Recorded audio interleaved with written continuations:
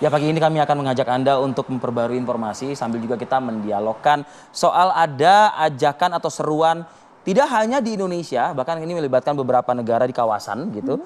Julid Fisabilillah. Ini ramai di sosial media, Evi, ya? Ramai Gerakan sekali. di sosial media. Oke, dan sudah hadir bersama kami di tengah kita ada sosok yang menggalakkan julid fisabilillah, Mas Erlangga Gresino. Selamat pagi. Selamat pagi. Selamat pagi. Sosial sudah hadir bersama kami dan juga ada Mas Nurholis Ridwan, pemerhati Timur Tengah. Terima kasih sudah hadir Mas Nur. Assalamualaikum. Waalaikumsalam. Mas Nur, informasi terbaru korban berjatuhan sejak gencatan senjata berakhir sekitar hampir 500 ya kabarnya? Ya, korban kalau dihitung dari awal ya itu sudah sampai 15.000, hampir 15.300 jiwa yang gugur, kemudian yang cedera atau luka-luka itu 40.000, hampir 40.300.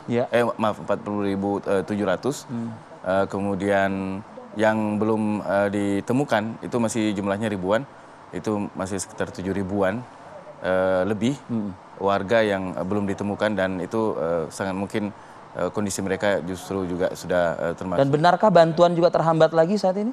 Ya, bantuan tidak senormal waktu gencatan senjata, tapi ada yang masuk ke per kemarin, termasuk juga bantuan untuk bahan bakar juga ada yang masuk per kemarin.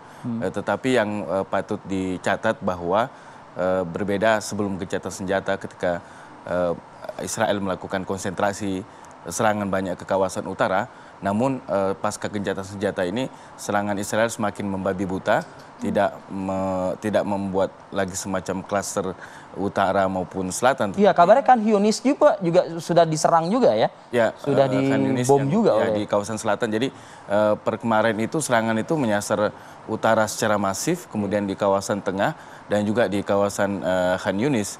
Dan Israel ketika memaksa warga atau menginstruksikan untuk mengungsi ke suatu tempat misalnya, justru malah tempat itu juga dibom gitu.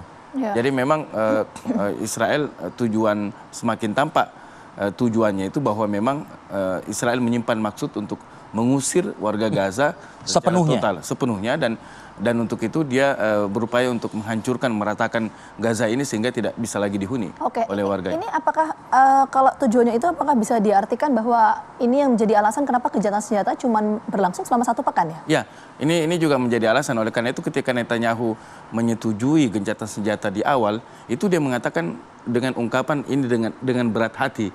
Akhirnya dicapai suatu keputusan untuk gencatan senjata. Artinya dia sendiri tidak rela untuk adanya gencatan senjata itu karena memang Israel khususnya yang garis keras itu sudah memang meniatkan untuk menguasai Gaza sepenuhnya. Jadi adanya serangan Hamas itu lebih sekedar alibi atau dalih untuk sebenarnya bagi Israel untuk memulai perang besar-besaran untuk mengusir warga Gaza, dan untuk itu Israel sudah membuat sekat di jalur Gaza itu dalam peta yang kemudian bisa dilansir oleh Al Jazeera itu sampai ada 2.300 sekat di Gaza di dalam plotnya itu, dengan tujuan kemudian nanti setiap sekat itu akan dikuasai secara perlahan-lahan oleh pasukan Zionis Israel sehingga kemudian warga jalur Gaza bisa terusir secara sempurna pelan tapi pasti. Dan benarkah mengusir itu dengan menghabisi nyawa warga Gaza? Ya, bukan hanya nyawanya, tapi ketika bangunan dihancurkan, menjadikan kawasan Gaza tidak layak huni, tidak bisa dihuni. Saat ini musim dingin. Jadi bahkan kalaupun tidak ada tidak ada perang ya, tidak ada invasi dalam situasi saat ini yang sangat dingin, kemudian warga sangat membutuhkan bahan makanan dan juga pakaian, sementara rumah sakit hancur lebur, hancur binasa. Kita bayangkan kehidupan apa yang bisa berlangsung di kota Gaza. Nah, itulah kemudian mungkin kita semua yang mendapat informasi ini ada rasa geram ya, Fit ya, rasa geram, rasa miris tentunya ya, karena memang tragedi kemanusiaan yang terjadi ini memicu perhatian banyak pihak dan masuk juga dunia. Salah satunya adalah negara-negara di kawasan. Gitu ya. Nah, ini termasuk juga yang dilakukan oleh Mas Erlangga ya, karena kita tahu Mas Erlangga ini kan sebagai inisiator ya, penggerak di sosial media, dan saya lihat tadi di sosial medianya cukup masif sekali. Itu mungkin sebelum ke pembahasannya tujuannya apa ya, Mas ya? Tujuan kita sebenarnya untuk sebagai bentuk protes kita warga netizen ini, bentuk geram gitu kan, karena kita merasa bahwa serangan ini selalu menjatuhkan korban yang sangat banyak di pihak Gaza, dan kita sebagai warga netizen memerlukan sesuatu gebrakan gitu. Movement juga. Movement gitu. Selain kita melakukan donasi, melakukan hal yang berhubungan dengan diplomatik, kita juga perlu melakukan gerakan di media sosial untuk bisa mengcounter, memerangi propaganda Zionis yang Konkretnya gerakan jihad Fisabilillah. Julid ya, julid fisabilillah ini apa? Fisabilillah. Konkretnya seperti apa? Konkretnya adalah kita berusaha untuk men-counter, melawan narasi-narasi dan propaganda Zionis yang sangat marak di media sosial. Seperti yang disampaikan oleh misalnya. Contohnya oleh beberapa akun di X, kemudian di Instagram yang sangat masif mempropagandakan bahwa Hamas itu teroris, kemudian bahwa Palestina itu begini begitu gitu kan. Jadi seakan-akan mereka memosisikan diri sebagai korban yang tentu ini tidak bisa kita terima gitu. Kita berusaha mengcounter itu, melawan itu, dan kemarin pas di tanggal 2 kita melakukan serangan umum terhadap akun-akun propaganda tersebut, dan ternyata mereka pun jadi ngeh kalau ternyata netizen Indonesia itu nggak bisa diremehkan. Oke, kita apresiasi sih langkah dari Mas Rangga dan juga kawan-kawan yang lainnya. Tapi dengan memberikan langkah serangan umum ini tuh goalsnya apa?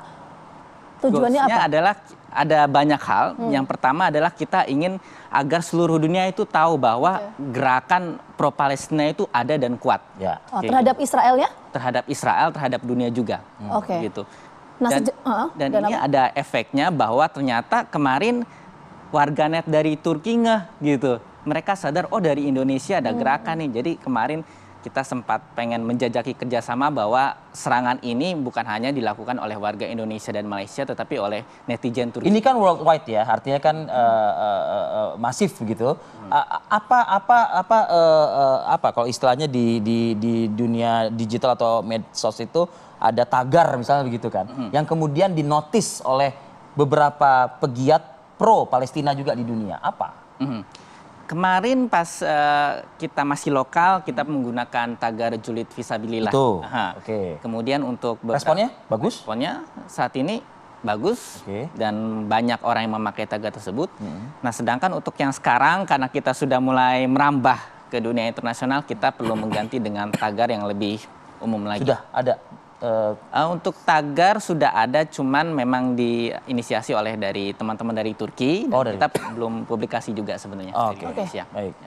Kita jeda dulu ya. Kita jeda dulu, nanti kita bahas dengan Mas Nur juga ya. Ini soal apa yang bisa kita lakukan termasuk pengaruh dari negara-negara lain berkaitan dengan konflik Israel-Palestina. Saat lagi untuk Anda.